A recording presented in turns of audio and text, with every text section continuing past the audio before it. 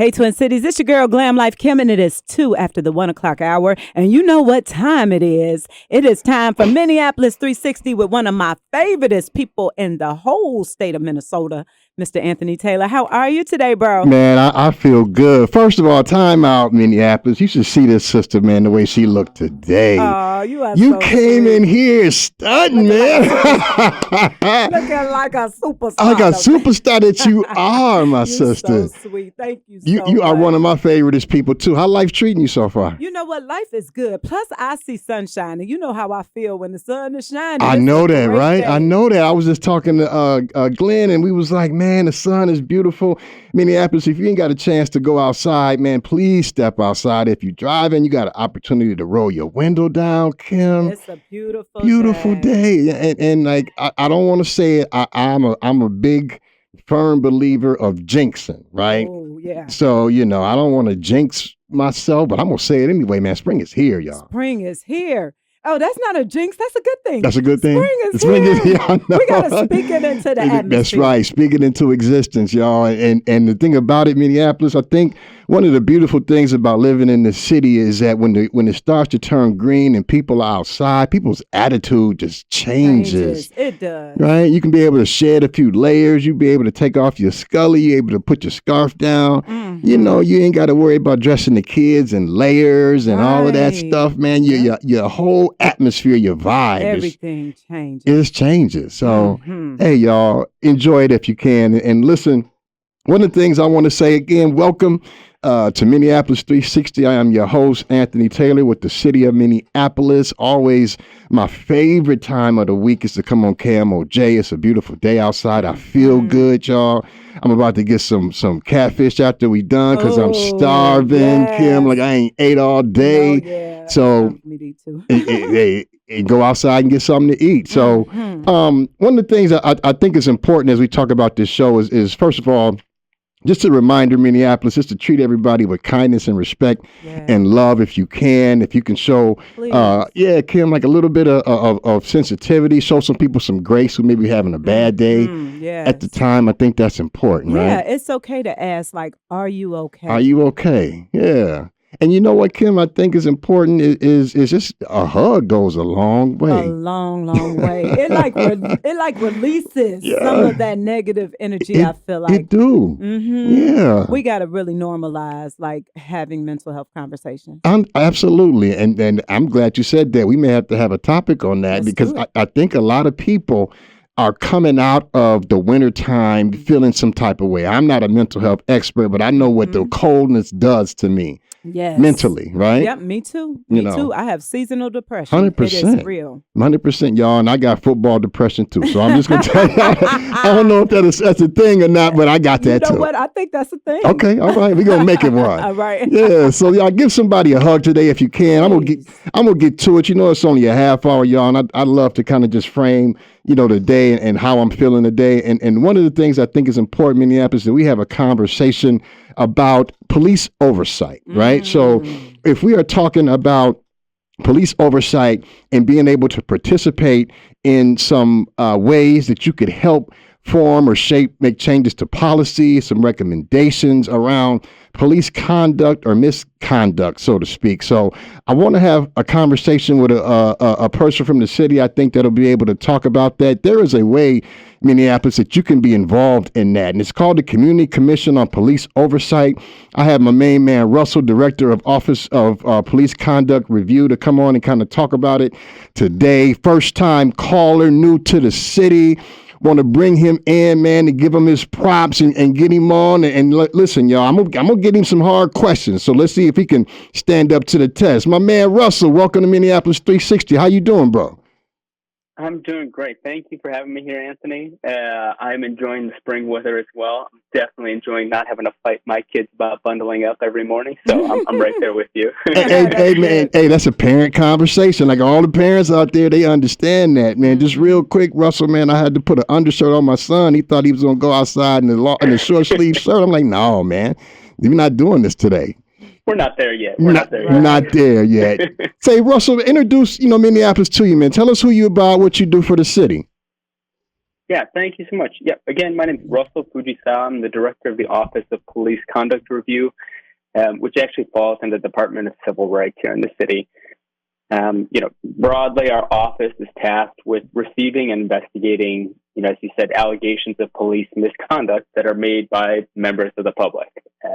Through the work that we do in our office, which includes thorough investigations of those complaints, our office, the Office of Police Conduct Review, is really working to strengthen the accountability measures, increase transparency in what the city's doing, and really increase that transparency in what the city is doing as well, and how we are trying to work to navigate not one, but potentially two sets of mandated reforms through the Minnesota Department of Human Rights settlement agreement, as well as a federal consent decree.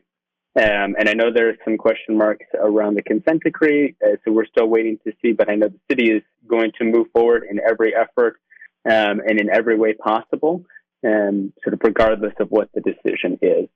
So I'm excited about that. I think it's also important to note that, these sets of reforms and the changes that come with them, they represent a floor. So, the minimum expectation of what needs to be done to change the culture and the practice and the perception of public safety operations, of police operations, of misconduct work, and the accountability metrics and mechanisms that support it. So it's the floor. So we will shoot for, as high and as close to that ceiling as we can get, so that we're not just checking boxes, but we're actually making a difference. We're driving that change. Yeah, absolutely. And I've got a lot more questions. And I know, folks, if you've got questions for Russell, please call up 612-377-3456 to talk about the Office of Police Conduct Review. There's a committee. I'm going to have Russell talk about that quite extensively. If you got questions on how you can get involved or anything into that aspect, please make sure you call us 612-377-3456. And Russell, and I'm glad you said that, and we'll get into the kind of the committee, but when we talk about complaints being filed, right, I give people kind of the map to how that can happen. How can you make a file or complain about police conduct? Yeah, thank you. We're trying to make it as easy as possible, right? And I know there are a lot of barriers to that, but right now, we can take complaints in person, and whether that's here at the Civil Rights Department in City Hall, you can file them in the Public Service Building. You can file them online. There is a police misconduct complaint form. You can email a request directly to our police review email address that comes directly to our office. You can call 311 to get routed to any of these different resources. And you can also just mail via USPS a complaint directly to the Civil Rights Office. I will also say, we are working broadly as civil rights, but definitely there is a focused effort within the Office of Police Conduct Review to grow and establish a better community presence, right? So that we can be in the places where it is easiest to file those complaints, so that you don't have to come to City Hall, so that if technology is a barrier and you can't get online to do that form, you can't call 311. We want to be in the neighborhoods where people need these resources. And that's not just police conduct review, but that's all of the civil rights services that are provided, in complaint investigations that are around discrimination allegations, with our labor standards division that looks at wage theft and other workers' rights, and then our contracts compliance. So we're really, as civil rights, just trying to establish a better community presence, because that's where our services are needed. Yeah, and I'm glad you said that and actually clarified the Civil Rights Department is where you're housed. And we've had civil rights on this show for many years about lots of different things, from wage theft to just being able to advocate for yourself. So this is one of the things I think is important, especially for this city, right? And if we localize it on some of the things that we've seen over the years that's happened, and folks don't really necessarily know how to kind of proceed with a complaint, right? And to me, I think this is even a lot more important. So I'm gonna let you talk about it. So when we sit here and we talk about the Community Commission on Police Oversight, there's a lot more meat on the bone that I'd love for you to talk about. It's not just the conduct. There's a lot more involved in that. So as we get to that, I just want to ask you real quick, like, what's the genesis of this committee, Russell? Yeah, so this particular body, the Community Commission on Police Oversight, is a relatively new body, and that was established through the passing of a city ordinance at the end of 2022. There had been previous iterations. I think there was appetite and interest and really a need for a restructuring that was more responsive to, I think, the changes that people saw coming or the changes that people needed to see. The CCPO, the Community Commission on Police Oversight, is really a key component of civilian oversight in police and public safety reform generally, right? It creates this space, this very public space, where we can ensure that as the city and as community, we're able to come together, have a forum to have those conversations, look at the policies, actually take some action in reviewing misconduct cases that come through our office, the Office of Police Conduct Review, as well as cases that come through the Internal Affairs Department within the Minneapolis Police Department. So any case of misconduct is being reviewed by members, a subset of this commission, right? And so they're reading the cases, they're providing recommendations on if there is merit or not, and that is something that the chief of police will then take into consideration when making an ultimate disciplinary decision.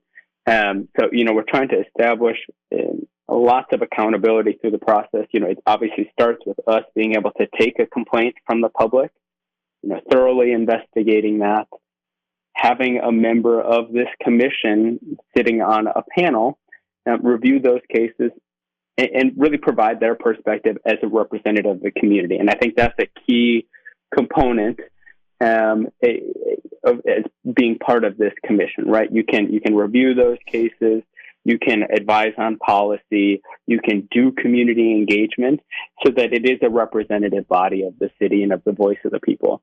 Good. That's good information, Russell. I do have a question that I think the community is probably wondering right now. Yep. So your intake staff, is that a diverse group of individuals? Like, are they full of all nationalities? What does that staff look like? Good question. Yes, absolutely. And, I have had the opportunity since starting here at the end of October, the Director of Civil Rights, Michelle Phillips, who started in July of 2024. There has been a very concerted effort. Fortunately and unfortunately, there were a number of vacancies in this division to fill. And, Director Phillips and I have made a very concerted effort to make sure that our hiring is representative of, the city, of the communities that are served, and understanding the context of the work. So I am proud to say that we have a diverse team, beyond the intake investigators, and that side are the ones who are doing the broader investigations, even our policy and research team. I feel the makeup is much more representative than it has been in the past. That's right. And so we're really encouraged by that. And I think it's especially important, for within civil rights to be representative and to be responsive. Right. And Kim, that's a great question. So just talk about why you think that's important, right? Yeah, I think from the community aspect, a lot of times, even when we make complaints, it doesn't seem, sometimes it just seems like it's brushed under the rug, or it seems personal. This intake staff may know that officer. Right. You see it on the movies, right? And it just seems so. I think it's very important that there is no relationship between the staff and the officers. So that way there's no bias. And then I think by understanding and knowing that it's not just one demographic of people that are making these decisions, feeling like, hey, that there's somebody from, at least every community and that is very diverse, just makes us feel a little bit more at ease about the process. That know each individual person's community story, right? That part, yeah. Yes. So absolutely. And thank you for That's important. for saying that, Kim and Russell. And I appreciate you answering that question, because a lot of times what happens is that, we have situations where folks don't really understand some of the different dynamics and systems in play when we talk about complaints, right? And we'll get into it a lot more, because I think when we start talking about this committee, I would have a question about how much teeth that committee would have. But before we get there, Russell, talk a little bit about, like, what do these commissioners do? Like, what's their responsibility? You touched on it a little bit, but kind of go in depth a little bit on the responsibilities of these commissioners on this committee. Yeah, and I appreciate you asking that, because I think that is a really critical thing for people to know so that they can serve effectively. Commissioners on the body have a number of responsibilities, and a lot of them are dictated and outlined very clearly through the ordinance, right? And so at its core, they are reviewing police policies. And I will say there are many policies that are coming out, monthly, quarterly, just in response to the mandated reform. So there is a very active subcommittee of the Police Policy Research and Recommendations Group that is a subcommittee of the CCPO that is reviewing all of those in detail and providing their recommendations as a body that will be sent to City Council, to the mayor, the chief of police, the commissioner of the Office of Community Safety, to provide their recommendations as a body of how policies should be modified, where they believe there are deficiencies, where they believe, that there is good work that has been done. So that is one component.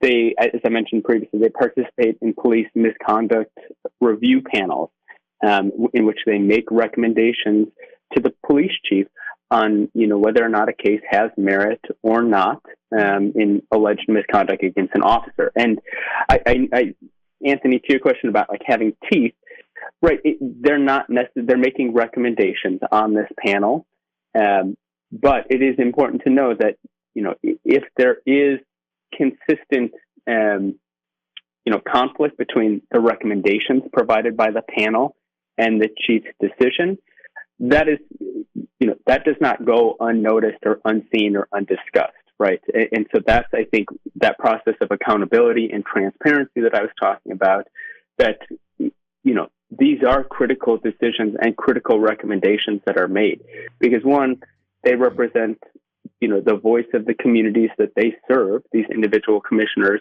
but it's also, as a body, providing that recommendation that, is either heard or not heard by the chief of police and the police department. So there is a built-in accountability mechanism there. And that's why we need people to serve on this commission, and because we want it to continue having that legitimacy to provide those recommendations, and to really hold the whole process accountable, so that we can drive this change in culture, drive this change in process, and really improve the relationship that we have with the city, with the police department, with the community.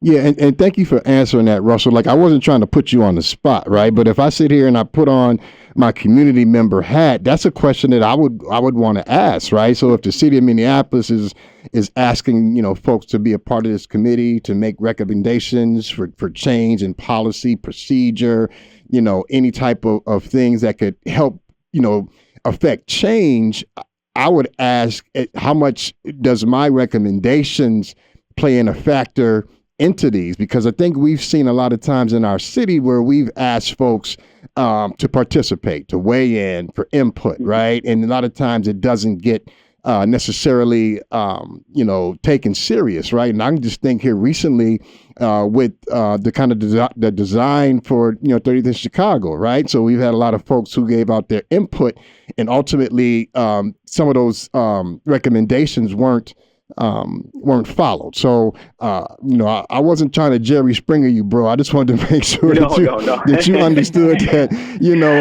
community might have those type of questions, right? Absolutely. And I don't want to shy away from that, because I know that is, that's a conversation that I have had. That is something that has come up. And I really do appreciate you asking that question, because there is,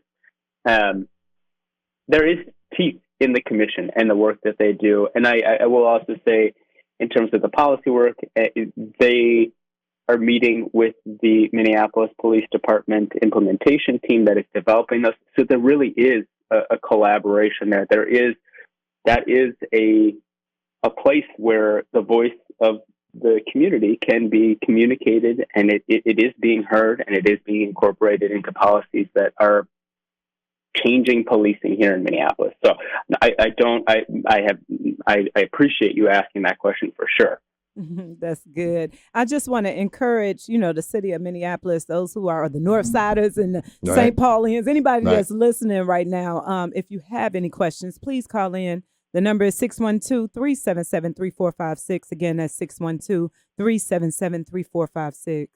And thank you, Russell, and thank you, Ken, for shooting that number out. Minneapolis, we've got like maybe 7 more minutes to go. Mm-hmm. So if you can call in quickly, that would be great. Mm-hmm. And Russell, I appreciate you talking about what commissioners do. So I want to make a distinction about what commissioners don't do, right? So kind of talk about what they don't do as far as being a part of this committee. Yeah, that's really important as well. They are not conducting investigations as part of this commission. That's important, right? Because the work that is being done on investigations is done within our Office of Police Conduct Review or within Internal Affairs. It's really, we want to make that very clear. We also want to make it clear, I think I said before, that the review panels that are looking at the cases provided to them, they're not making decisions on discipline, they're providing their recommendations. And they have, the tools needed, the training that is appropriate to make those recommendations. And so I just want to be clear that they're not actually issuing the discipline, but instead making the recommendations to the chief of police. I also want to distinguish that these are all cases, the cases that are reviewed by these commissioners are allegations of misconduct and not criminal cases that, that we typically think of when we think about police interactions. So those are just a few of the really important distinctions to know about what they will not do in this capacity. Yeah, and I appreciate you saying that. I think more clarity for folks, I think the better. And just real quickly, Russell, if we're talking about, spots on this committee, like what's kind of the numbers here for being able to kind of staff this committee? Yeah, so currently there are 3 vacancies for the term that ends at the end of May of 2025. And then for that next cycle, starting in June of 2025, we're actually trying to fill 8 total vacancies. And that's a lot, right? And I think some of that speaks to, the things we were talking about earlier, people maybe not knowing exactly what commissioners are doing, or some of the stuff that they've heard or that they've seen or their lived experience, right? And I completely understand and acknowledge that. And I think that's also why I wanted to talk about this today, right? We need a body that is representative. We need a body that has the perspective of, lived experience of the community members that are disproportionately impacted, so that they can be part of the drive in process change, in culture change, just in this really critical tool to, help drive accountability and transparency in what we are doing in our office and what is happening across the hall within internal affairs and the police department as a whole. Yeah, no, I appreciate that. Yeah. One of the things that I think is important is the fact that from what you say and what I know, I mean, this isn't to be played with. Like the Civil Rights Department, you as a director aren't here to play games. So I really appreciate that, and it comes through out your mouth and what you're saying. And one of the things here, real quick, as we push up on the time, is there any type of qualifications, that you're looking for? Does anything like kind of disqualifies me for being on this committee? Can you talk about that briefly? Yeah, so the requirements to apply would be that you must be 18 years or older. You may not be a current employee of the city. You may not be a current licensed peace officer, and that's as defined by the Minnesota state statutes. And then you have to have demonstrated a commitment to equitable, non-discriminatory policing. There is a caveat that you must take and pass any background check necessary to obtain access to criminal justice information system data. I will say there are a number of spots on the commission that are reserved for people that do not meet that requirement. Mm-hmm. So that is not, on its face, a disqualifier to be able to apply and sit as a commissioner. There are some restrictions in terms of what that commissioner, if seated, could participate in, just because of access to some of that data, and that is controlled at a federal level. So there's little for us to do within the city of Minneapolis and the ordinance there, but it will not be an automatic disqualifier to apply or to be seated as a commissioner. All right, that's perfect, Russell. Thank you. And how can people apply? You can go online to Minneapolis. I've got the address right here, minneapolismn.gov/boards. And one more time, Russell. minneapolismn.gov/boards. Yeah, and thank you for coming on today. I know that you're a busy man. This is super important. One of the things I was super excited about is to make sure that you're able to come on KMOJ and other shows to talk about this, because what you said, and it's one of the most important things, is you want people that are qualified to be on this committee.